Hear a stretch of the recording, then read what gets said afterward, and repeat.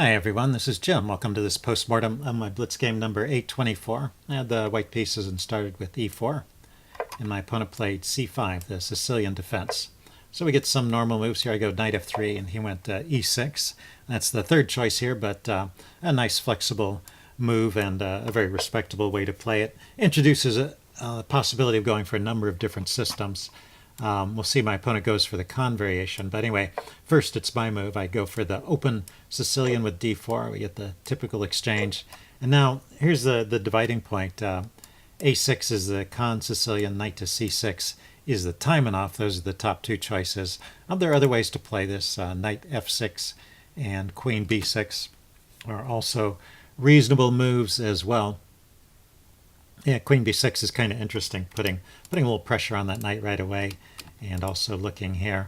But anyway, it's all fine. He went a6, the con Sicilian, and I went bishop d3. You can see that is the top choice here. Knight to c3 is also a reasonable move to play.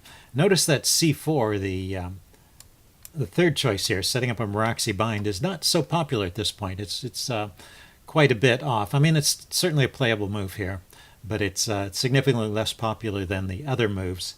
And one reason is that Black has prospects of getting in that d5 move in a single move. He can go directly from d7 to d5 in a single bound, and so that makes the Meraxi bind a little less attractive, for White, a little easier for Black to break out of. So anyway, bishop d3 is the top choice, taking advantage of the fact that there's no pressure on the knight, so there's no need to defend it, and putting the bishop on a good square. And now the normal response here is, there's a couple different ways to play it. Bishop to c5 is the top choice, just asking that knight, asking White what he wants to do about the knight. The knight can drop back to b3 and kick the bishop, so White doesn't really lose a tempo, and that is fine. Knight to f6, just developing, is a reasonable move. I often play this other move, queen to c7. Queen to c7 is a very typical idea in the con Sicilian. The queen is on this diagonal, and the knight comes out to f6 without having to worry about the pawn push coming forward, because the queen has got control of the e5 square. So that's how I usually play when I'm playing the con. But anyway, he went with d6, and I castled. Knight c3 was also a good move there. And then at some point, let's see, after knight f6, I think, it looks like c4 becomes more interesting at this point. Thing is that now Black has already played d6, so if he wants to later play d5, he's kind of wasted a tempo.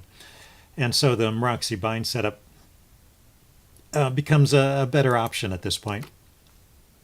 But I didn't really think about that. I played the move bishop e3, and I really played it a little too quickly, because I didn't even bother to check if knight g4 was an option here. Now, it turns out knight g4 is not an option, because my queen controls that square and his bishop is blocked by the pawn on e6, so knight g4 is not happening here. But I really should have thought a little bit before playing that move bishop e3. But anyway, that's how the game went. And then here, yeah, he went knight bd7. And this is where I decided to play c4. And I think this is a reasonable choice. We're just in a section of the opening book where there aren't many games, so let's just look at the game from here on out. But just as I mentioned previously, it's kind of makes sense to play c4 and set up this Meraxi bind after Black has committed the pawn to d6, because now d5 is less of an option, or it's a little bit slower. So let's see, but he continued with knight e5. I think that's a reasonable way to play this.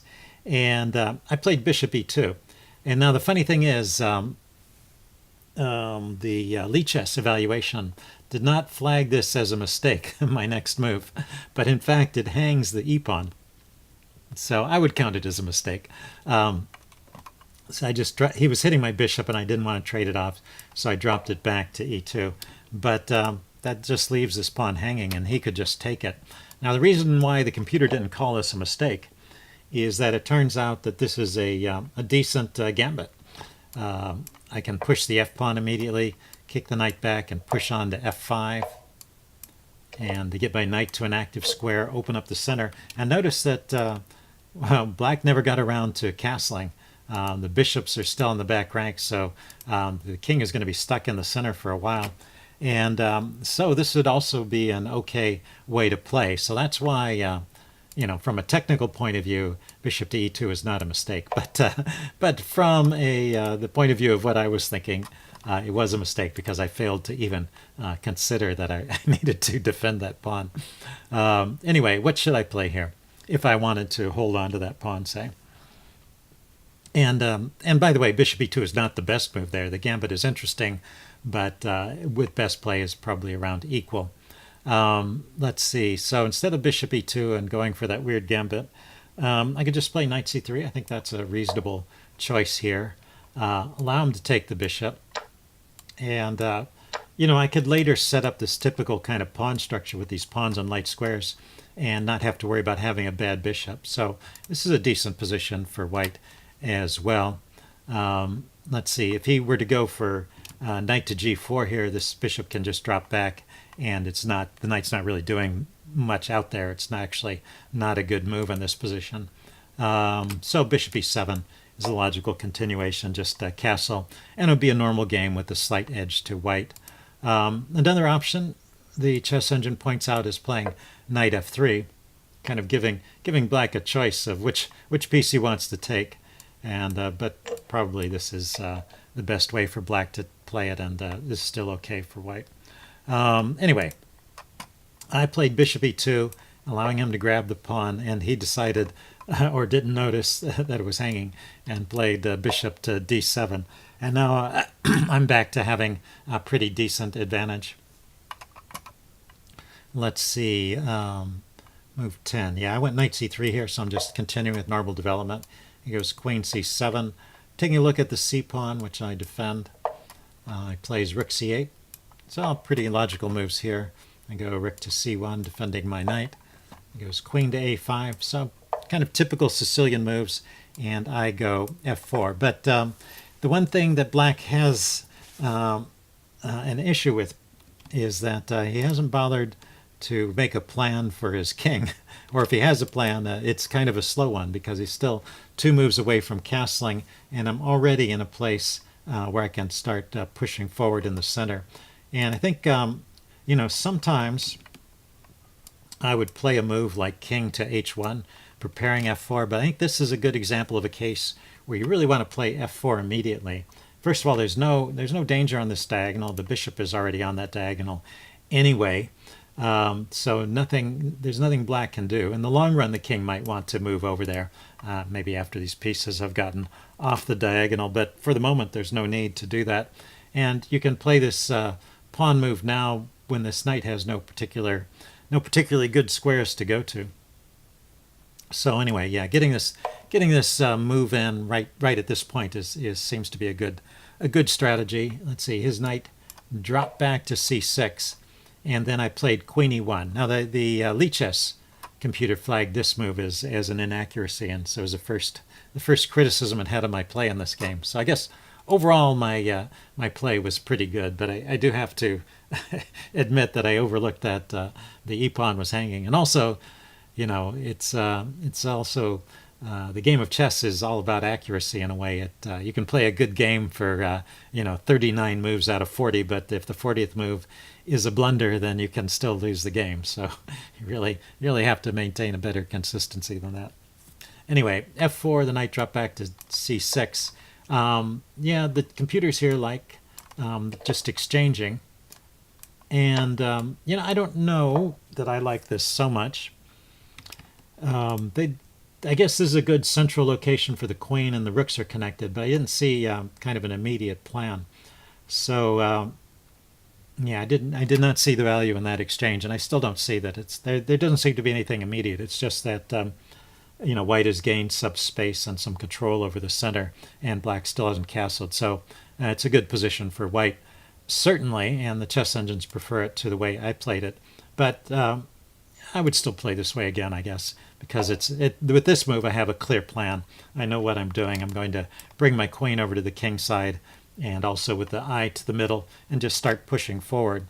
Let's see, black goes bishop e7, I go queen g3, and then he throws in an exchange first. This is still okay.